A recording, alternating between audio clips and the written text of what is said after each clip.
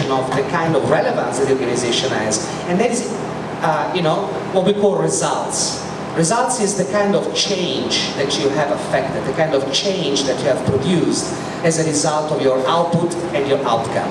And that change and impact has got a lot to do with relevance, because if you produce, and the relevance of an organization has a lot to do with the history and the kind of results that it has achieved over the course of the years. So my first question to the panelists, and I would like to start with the youngest ones.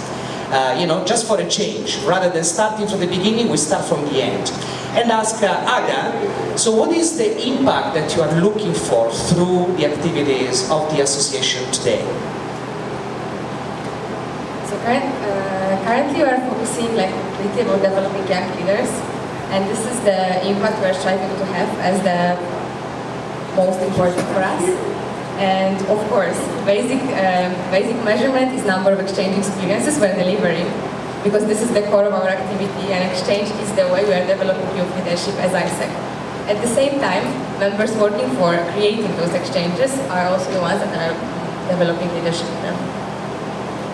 Thank you for that. I think I will pass the mic to Pedret, which is next in line, right? If I'm not horribly mistaken about your age. You're absolutely right. Is it better now? Can you hear better, Jean? Perfect.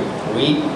So the relevance and the impact that we are looking at, especially for the alumni part, I think it's been over 70 years that ISEC has been in existence, but the alumni, as we all call it, the sleeping giant, hasn't been really active or activated. And over the last 10 years or so, there has been a deliberate and dedicated effort by the likes of Alex and many other leaders before him to basically reactivate the organization. Our current focus is really to take what has been done so far at the global level and then spread that across all regions and unite them so that we as a global body of alumni can help the organization and find what is actually relevant at the local level so that we can further help the growth of ISEC. Papadre, you were in ISEC as well, right? So what years were you in ISEC? Between 2000 and 2004. Right, so was it terribly different from what Aga just presented to us at the time, or was it pretty much the same, or was the debate around impact? It's in line with what Aga said. We always redefine around the same concept in terms of identifying and developing the human potential and then enabling the human potential to come in action. So I think over the years that I've seen, we try to reinvent around the same idea, the same concept, by just looking at what's relevant at the point in terms of how we can navigate through the societal changes that we have in the society. So it's fairly in line with where the organization is nowadays. It's just placed in a different context, based on a different environment in which we operate back then. Thank you for that. Alex, you were in ISEC the same years that I was, right? We're talking about the wonderful 90s, some of the best decades, by the way. So what was the debate around... What was the debate around impact at the time? Well, frankly speaking, we always had a clash between vision and reality. Vision were the presidents, reality were the exchange people. That sounds, of course, funny, but there was a serious kind of background behind there. When direction and strategy was discussed, there was no other way than to translate it to reality. And when the presidents were on IPM and coming back with the best ideas, then we were mostly asking, and how do we do that? I said, we have no clue, but just do it, And it translated then either to exchange, or some of you might remember GTC in Basel, 97. Some of us have met there for the first time. I think it still up to now was one of the best conferences I've ever been. And there you could get the feel that stuff got done, And what was the quality that you got to feel that stuff was done? It was loads of people, loads of different stakeholders actually, cutting edge topics, different focus areas where ISEC always felt to be at least 5 years ahead of global discussions, be it CSR, higher education and learning or other topics. But it translated to action. And I think relating to what Bedrat said on the local, and as well referring to what Fadel, the PI-elect, said yesterday about extending the what's. We as well have the same structure, like why, how, and what. We are super clear about the why, and we are pretty good for a voluntary body on the what, be it the signature programs, be it other activities. But we have to make sure that the how works out. And having said on Thursday with our leadership on all these organizational affairs, they might seem dry and they might seem to be a waste of time, but if they are not in order, we don't guarantee that the vision translates into action on the local level. And what is so important, I had the other day, I had a challenging talk, and I had loads of challenging talk with Niels, the predecessor of Abdo, and he was having a presentation and he talked about impact. And I was asking him, how do you measure it? And he said, oh, you know, we have so and so many exchange. I said, that's figures. What impact do you have on those people? How do you measure that? And he said, la la la la. And after 5 minutes he said, Alex, what do you want to hear from me? And I said, take a look at the alumni. The quality and the amount of alumni we have is the impact of the work you have been doing, and we will see in 5 to 10 years. So somehow, our group, who every one of us has been once a youth Isaac and then translated into an alumnus, regardless of what seniority, that shows how the organization has impacted on us, how it has enabled our leadership, and how we can translate it to our communities. And I'm always trying to make people understand it's no big wonder that within this cosmos we're all friends and we understand each other. We have the same set of values, we have to follow the same principles. But we're really impacting, and that would go under the alumni to the world pillar. We're only impacting where it matters, when we go out, when we bring light where it's shadow, when we go where it's challenging, when we go home to Vienna and we hear in the restaurant on the next table an aggressive discussion, and we go in there and try to find out where is this coming from. Not that we say, it's these low-educated people, but we are Isaacs, we are elite. So it has to translate to action. Great, Alex. I will come back a little later to the notion of inside impact versus outside impact, right? What impact do you have on your members versus what impact do you have to the outside world and to those that are not members? But it's an interesting conversation to have. Lionel, from your times in Isaac, what you can tell us about the impact and the kind of results that you were expecting out of the organization? I don't really expect it out of the organization. I expect it out of the individual. My interest was always in the individual. ISEC as a means to self-development and progress. You get enough of those people who, out of self-interest, want to involve themselves in something like ISEC because it causes them to grow. They have other people that they connect with. But fundamentally, it's all about the opportunity for the individual to participate in a program as has been developed from the beginning. On solid and good principles, but all of them lead to betterment. Now, you might say it's good for other people, but even when people are involved in charitable, do-good activities, it's satisfying a personal need for them. So it's still the question of self-interest and self-development. So I've always been interested in that, and I see all these... Can you put the microphone closer? Sorry, I see all these activities to organize this as a means to an end, the end of which is to be able to enable as many different individuals grow and achieve their potential as is possible. And everywhere I've been, when I set up the stuff in the UK, about a dozen universities, when I did it in Canada with about the same, when I was Latin American Extension Coordinator, my goal was not to build an organization, but to provide an opportunity for self-development in an environment and a climate that met the original goals and the original vision of the founders for peace and interaction among the different cultures. And I still feel the same way, which is why right now I'm not that interested in how we get organized. I'm interested that we survive, but I'm still interested in providing the opportunity to as many, which is why for years I've been hassling everybody, including Alex, about the bridging. So my focus now is bridging from the undergraduate to the postgraduate level so that people can continue for 40 or 50 or in our case 60 years rather than just the limited 4 years. And that's why I always push the idea that it be an automatic bridging with an opt-out option down the road so that as many different individuals can have the ISEC experience. At all the meetings I go to, I have people come up to me and thank me for being involved. I haven't found one person that said ISEC was a terrible experience. They always say it was wonderful and it changed their lives. And to me, that's what it's all about.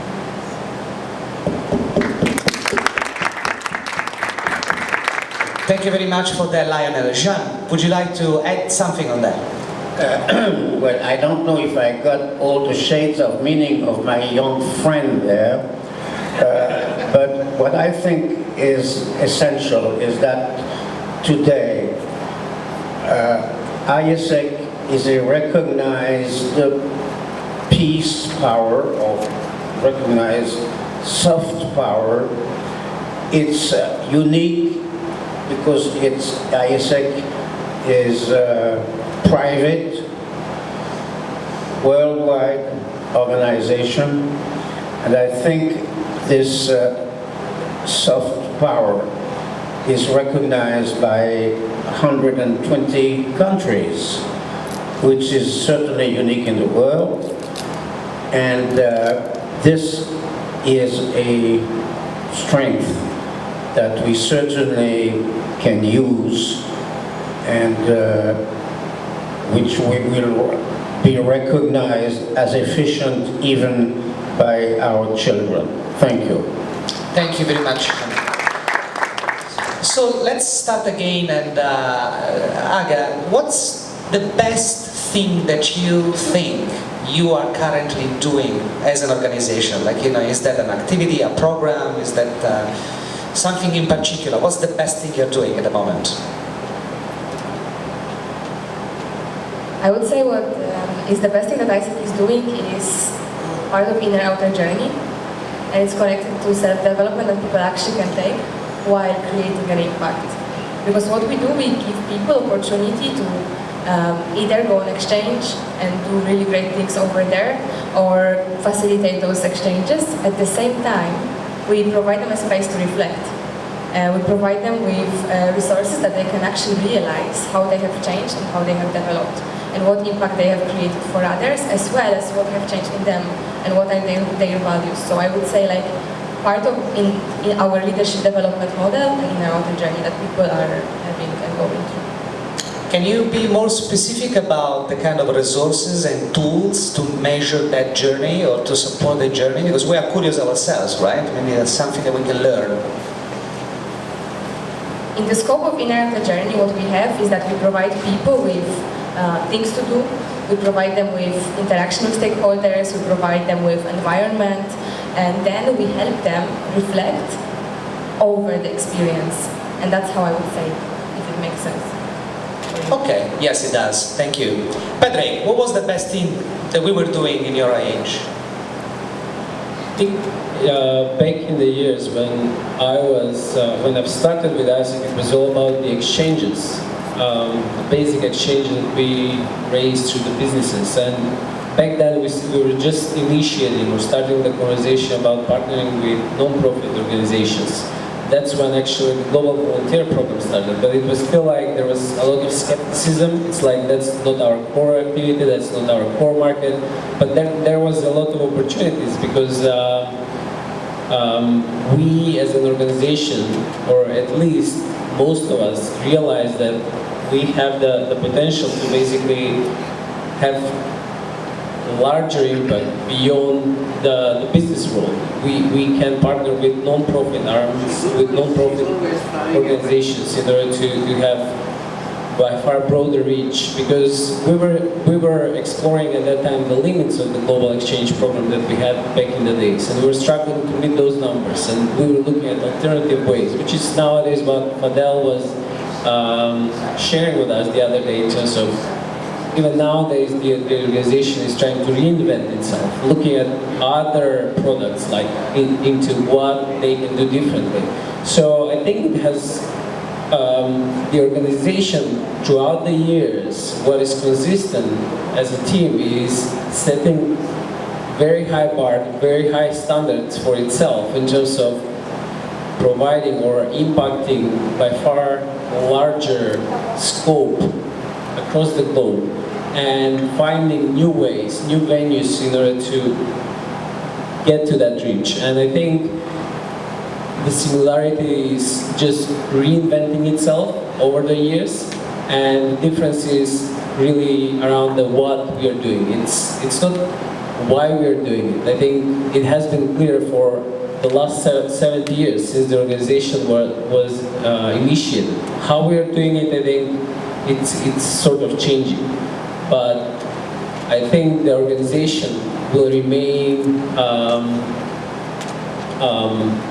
ever like self-inventing itself, like reinventing itself, and finding new meaning based on what's relevant at the local level, what's relevant at that point in time, so that we can basically achieve our mission as an organization. Thank you, Patrick. Alex, I remember when I was in Isaac that there was this debate between the global exchange program and the global team program, and whether we should do exchanges or we should also do run activities, and that was coming out of a decade, if I well remember, of a very business-oriented organization. Like everything that we were doing was oriented towards helping students to get a job or to become managers or to go and work in companies. So how did you experience that debate yourself? Yeah, we had this debate, and I want to relate it because I can resonate with that what Lionel said in terms of the individual added value and to focus on the individual. I think already at that time when we talked about how to engage people, we had to listen to them and to find out what they would love to do. And you had more, how shall I say, it's not about visionary people, but it's people that trusted the process and said, okay, I cannot grab the final product, I know I'm just part of making it possible. And there were loads of people who were in the value chain creation of exchange, be it raising traineeships, being receiving people, but you never saw the final result, meaning, is this person happy, what was the impact, because you have not been seeing how this person has been reintegrated at home. The people who needed more concrete results, I would say in our days, the project management people or so, they rather were going on the GTP and were rather interested and really inspired by running projects and programs, because there you could see it has a beginning, it has an end, and I can see whether it was successful or not. And I never liked actually the discussion of either and or. For me it was always and. I think we have to be as inclusive as possible to be able to focus on the individual, because if I cannot, then I'm now bridging it a little bit to the alumni sphere. For the alumni there is no one person, I say, that's the only prime role model, and all the other ones I don't want to see. For me, what we should offer as an organization, I always use this metaphor of a good restaurant with a menu. There is starters, there is soups, there is desserts, there is a main course, and then there is people that take a 7-course meal. Everything is good, but I want to be enabled to have an offer that the individual sees an added value for engaging. Thank you. I'll open up the floor for comments or questions in a few minutes. So if you want to start thinking about something, you want to add to the conversation or ask to the speakers, just please do. Please, Mr. Simons. Simons, I'm sorry. Question. What was the question? The question was, what was the best thing that you think the organization was doing at the time? I still come back to all the efforts that were put in to get individuals participating for some reason that appealed to them. So the question is, what appealed to them? And as Alex has pointed out, you provide them a menu of things that appeal to them. Like our program for redeveloping the alumni started with a survey of, 1,500 alumni saying, what would you like to do? Well, they came up with a dozen different questions, but there were about half a dozen things that seem to stand out from that survey in various orders of preference.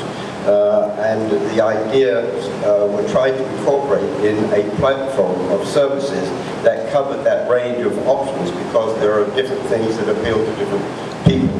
But the basic thing is how you motivate the individual to become excited about it. And I have to tell you, what I see here in Egypt is exactly the same as what I saw at my first International Congress in Rotterdam in '55.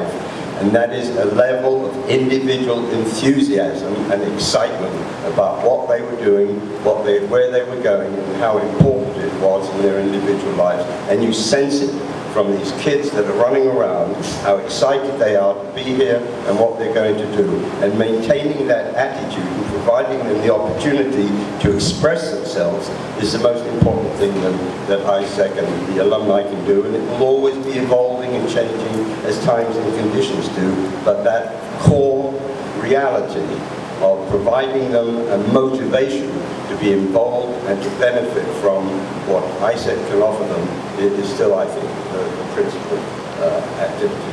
I couldn't agree more. If I can make a comment on that, I think there are cycles, in an organization. So, every now and then the conversation about what is the impact and how do we deliver the why the organization exists, and whether we should do these or that kind of programs, or whether it is not a choice, but it is, a menu of things, comes back. And you can see it, now that there is a debate about what about after exchange, what else can we do to extend the range of activities that the organization is doing at the moment, because there are individuals that maybe want to express themselves in a different way, or maybe they care about different things, or maybe they want to have an impact on different kind of challenges, and so I think the notion of being able as an organization to accommodate not necessarily everybody's needs, but to listen to what the crowd wants, and trying to get organized about providing the support for them to go and act on that,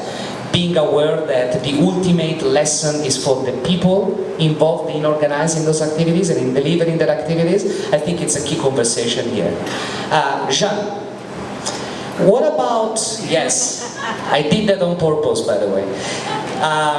When you started this all up, yeah, when you started, how did you decide what to do? Like, what was the thing to do?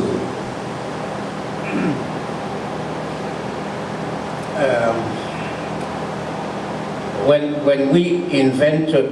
I invented the idea, the obsession was, at the same time, we were just out of the war, and the obsession was peace. And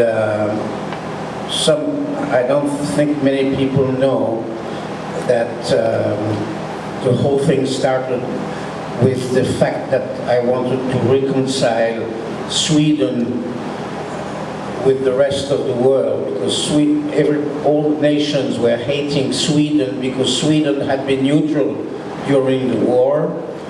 And in 1943, which was the coldest winter, the people who were hiding in Denmark from the Nazis tried to walk to Sweden, and Sweden bombed the ice. So there was a global hate for Sweden. So this is why I managed to call the London School of, the Stockholm School of Economics, and I asked to talk to the representative of the students, who was Bengt Sjöstrand. And I told Bengt, listen, you're rich, we are poor. If you want to reconcile, everybody hates you, so if you want to reconcile, think it over, and I'm ready to bring some people, provided you organize a meeting in Stockholm and pay for everything. So he said, I will call you back in a week. The week later, he said yes. So we went there, and this is where we really wrote the blueprint of what has become the immense power of ISEC today.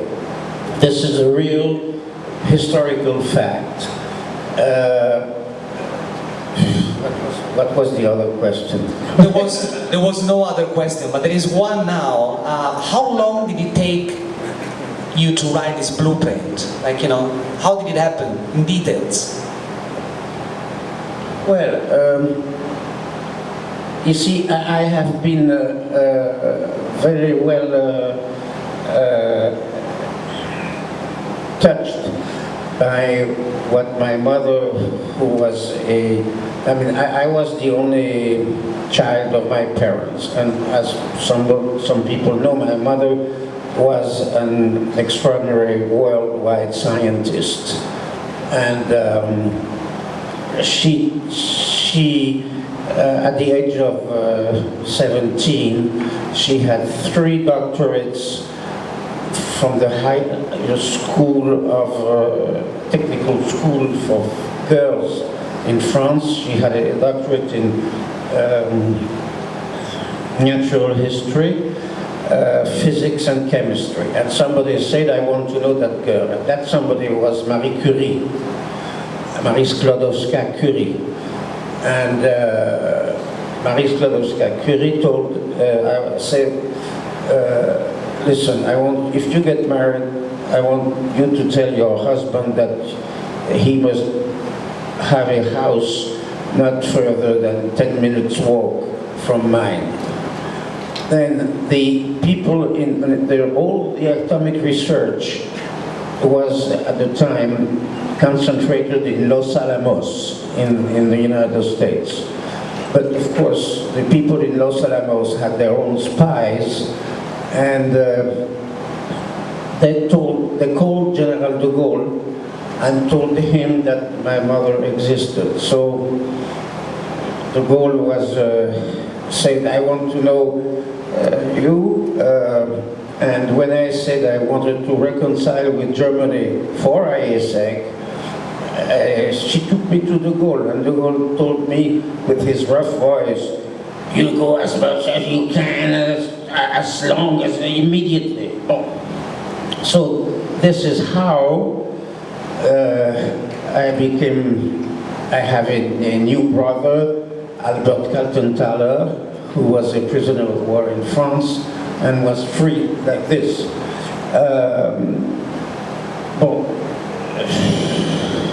What else? That's enough for the time being. Thank you. But I've been so immersed in ISEC that we were living with it. And as I said, when I investigated to know whether I would get married with Catherine, I told her, do you accept that ISEC is a member of our family? And she said yes. and she behaved like this ever since. And this is why I had this suggestion, which I think ISEC is working on today, of having I noticed that when ISEC officials on duty go and discuss in a different country for a new program or a new project, they live with tensions. And if they have a local home, if any hostess can provide them for 1 or 2 days with a local home atmosphere, it's very good for them, and they appreciate. And this is how I think they have now a project for a whole ring of hostesses ready to welcome Isaac on duty. Well, the rest I can talk for on any subject. Yeah, I'm sure, sir. Thank you.